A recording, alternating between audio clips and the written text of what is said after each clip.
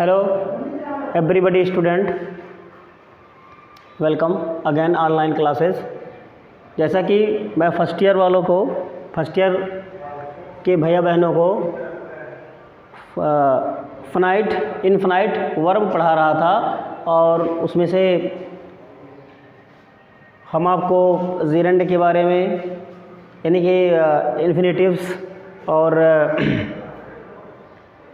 जीरेंड participle ये पढ़ा रहा था और हम उन लोगों की टॉपिक थी पार्टिसिपल। तो मैंने आपको बताया था पार्टिसिपल 3 प्रकार का होता है, present participle, past participle, perfect participle. तो आइए आज हम लोग पढ़ते हैं present participle.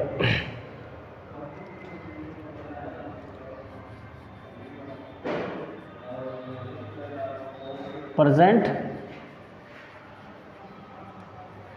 Participle, present participle होता क्या है?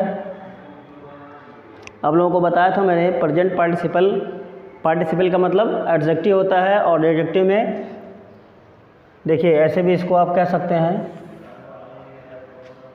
अब इसी से पार्टिसिपल, प्रेजेंट पार्टिसिपल यानी कि पार्टिसिपल के साथ आपको हम सिंथेसिस में भी प्रवेश कराएंगे, लेकिन उससे पहले मैं आपको ये बता दूं, या तो दोनों को साथ में, चलिए देखिए कैसे।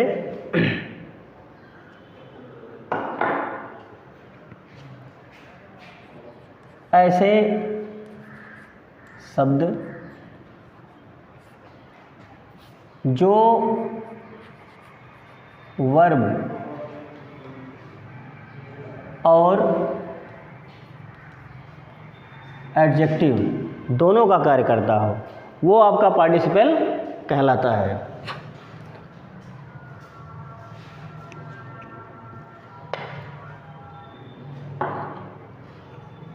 इसके बनाने के नियम होते हैं। जो कई सिंपल सेंटेंस होते हैं 1 2 3 4 5 और मिल करके उनको मिला करके लिखा जाता है। फिर उन पांचों को मिला करके हम अर्थ लगाते हैं और उसको हिंदी में या इंग्लिश में एक सेंटेंस में रूपांतरित करते हैं, वही सिंथेसिस कहलाता है। और सिंथेसिस को 3 प्रकार से हम बनाते हैं। एक प्रेजेंट पार्टिसिपल का प्रयोग करके, एक पास्ट पार्टिसिपल का प्रयोग करके, एक परफेक्ट पार्टिसिपल का प्रयोग करके। अब हम आपको सिंथेसिस का उदाहरण और डेफिनेशन देते हुए प्रेजेंट पार्टिसिपल का प्रयोग करके कंबाइन करने का तरीका बताएंगे।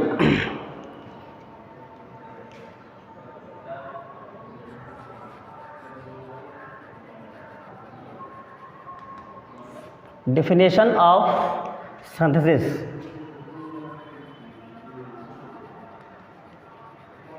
Combination of two or more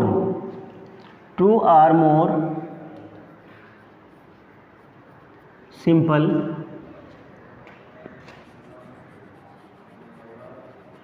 sentences into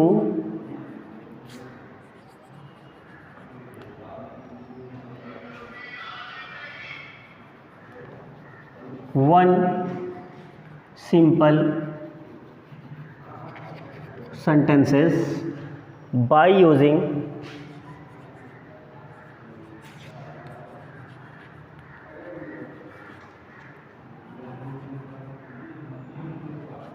participle.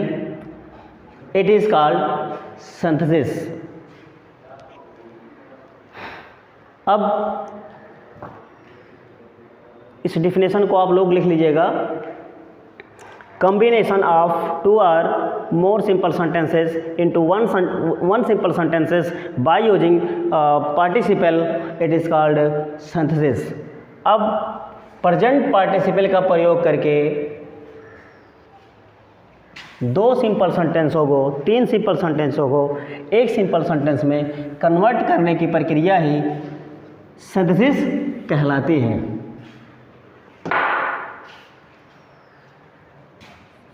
अब देखिए प्रेजेंट पार्टिसिपल का प्रयोग करके हम लोग किस तरीके से तीन सिंपल सेंटेंस को कंबाइन करेंगे प्रेजेंट पार्टिसिपल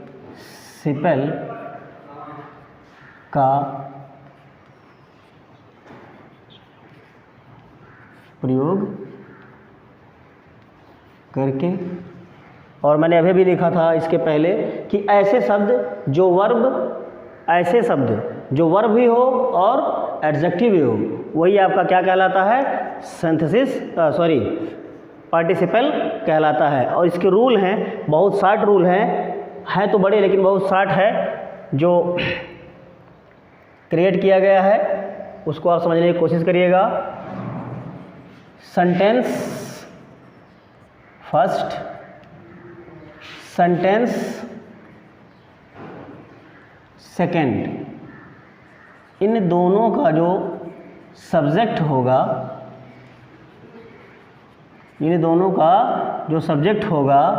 वो मैक्सिमम ये एक होगा, मतलब दोनों एक होंगे। दूसरा, इसका जो फाइनाइट वर्ब होगा और दूसरे सेंटेंस का जो फाइनाइट वर्ब होगा वो बराबर, मतलब एक नहीं होना चाहिए। तीसरा, जो टाइम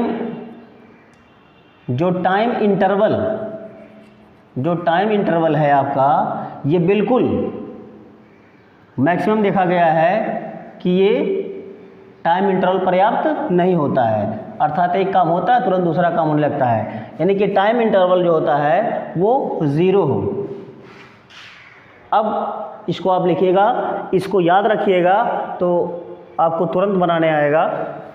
अब देखिए किस तरीके से बनाया जाता है दो सिंपल सेंटेंसों को एक सिंपल सेंटेंस में, किस तरीके से कंबाइन किया जाता है। कंबाइन करने का हिंदी होता है संश्लेषित या संश्लेषण कह सकते हैं आप। क्या कहा है, कुछ टूट टाट गया है। आइए एग्जाम्पल के माध्यम से मैं आप लोगों को बेहतरीन ढंग से समझाने की कोशिश करूंगा। जैसे मैंने कहा आई सा ए wounded bird, I saw a wounded bird।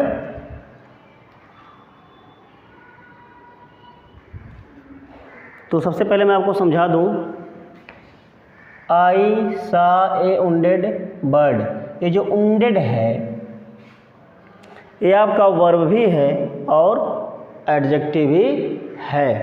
wounded का मतलब होता है घायल।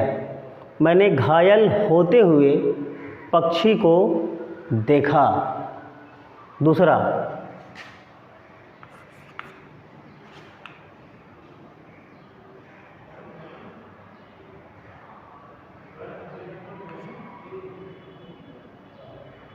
आई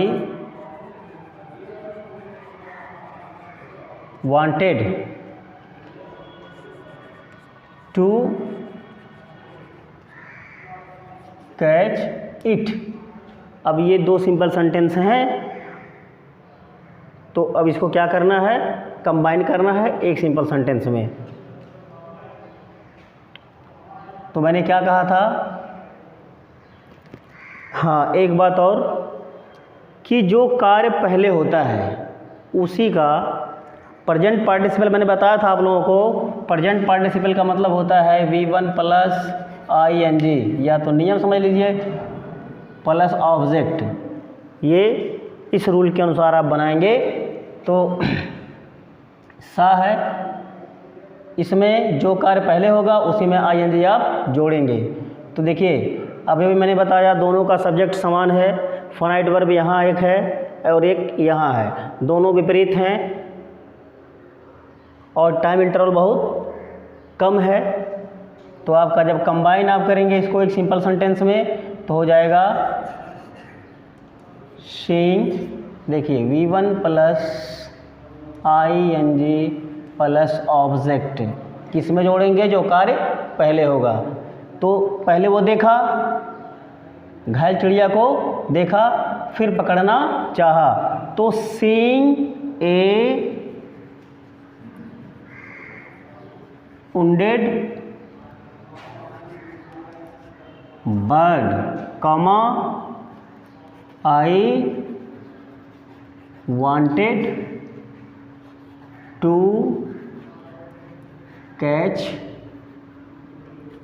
it, ये आपका बन गया, ये आपका कंबाइन हो गया। फिर दूसरा देखिए,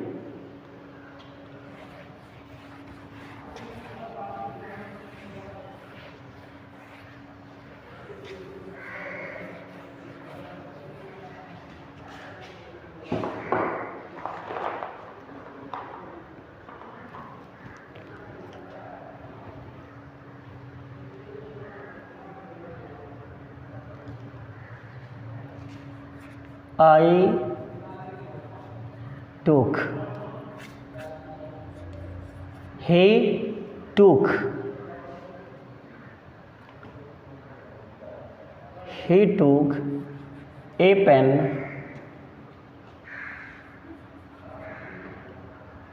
या आप यहाँ राम भी लिख सकते हैं, इसी का प्रोनाउन ही होगा। तो Ram took a pen, he wrote a letter। दो सिंपल सेंटेंस हैं, अब दोनों को कंबाइन करेंगे आप।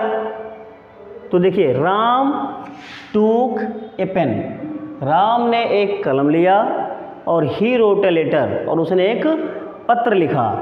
राम और ही दोनों, हमने कहा था मैक्सिमम आपको जो सब्जेक्ट होंगे वो एक ही मिलेंगे, बस नाउन रहेगा या तो प्रोनाउन रहेगा, मतलब एक ही रहेगा, नाउन का प्रोनाउन हो सकता है। अब देखिए, राम ही वह है, क्योंकि नाउन का रिपीटेशन बार बार सेंटेंस में नहीं होता है, इसलिए प्रोनाउन का प्रयोग करते हैं। तो अब फाइनाइट वर्ब टूक यहाँ है और रोट यहाँ है, दोनों विभिन्न हैं, अलग हैं।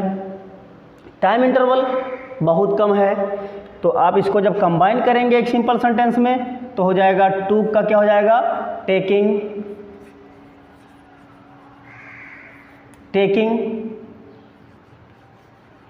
ये पेन, कॉमा लगाइए। अब यहाँ ही नहीं बल्कि आपको राम लिखना है, क्योंकि राम नाउन है। अब एक ही जगह नाउन आएगा, नाउन का रिपीटेशन नहीं होना चाहिए। अब टेकिंग ए पेन, और चूंकि जब इसको हम दो सेंटेंस में डिवाइड करेंगे तब तो नाउन का रिपीटेशन नहीं होगा, उसके जगह पे क्या होगा? ही होगा। लेकिन इसमें एक ही बार हम राम लिखेंगे और ये सेंटेंस जो ये अर्थ निकालेगा वही वो अर्थ निकालेगा। टेकिंग ए पेन, यानी कि टेकिंग ए पेन, एक कलम को लेते हुए, राम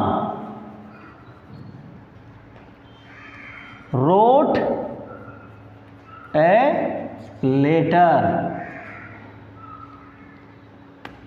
यदि राम के जगह पे कोई अन्य प्रोनाउन होता तो यहाँ पर पहला अक्षर हम छोटा लेटर लिख देते,